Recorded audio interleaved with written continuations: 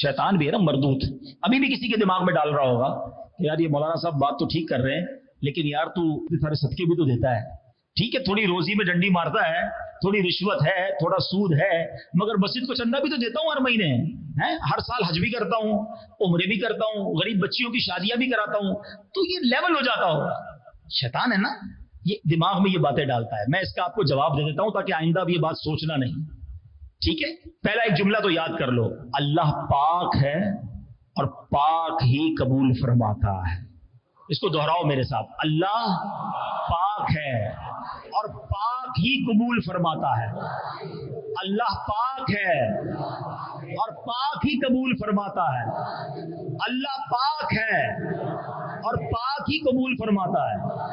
अभी कैसे हो सकता है कि मैं हराम कमा के सदका दूं और अल्लाह कबूल फरमा ले? ये पता कैसे हुआ? एग्जाम्पल, मिसाल दे रहा हूं कि कोई शख्स एक बादशाह के पास गया और उसको बड़ा खूबसूरत पैकिंग के साथ तोहफा देकर आया। तोहफा लिया बादशाह ने, वो बंदा चला गया। बादशाह ने जब तोहफा खोला ना तो पैकिंग तो खुली मगर अंदर एक बोतल के अंदर पेशाब भरा हुआ था। बादशाह खुश होगा उससे? बताओ ना, नाराज होगा ना कि मुझे तोहफे में गंदगी। हम अल्लाह की बारगाह में क्या भेज रहे हैं? हराम, सूद कमाकर हज है, रिश्वत लेकर उम्रे, झूठ बोलकर धोखा देकर गरीब की शादी है, किसी की जेब से पैसे निकालकर मस्जिद का चंदा। क्या ये कबूल होगा? अरे 1 रुपया 1000 की जगह 1 दो, मगर हलाल का दो।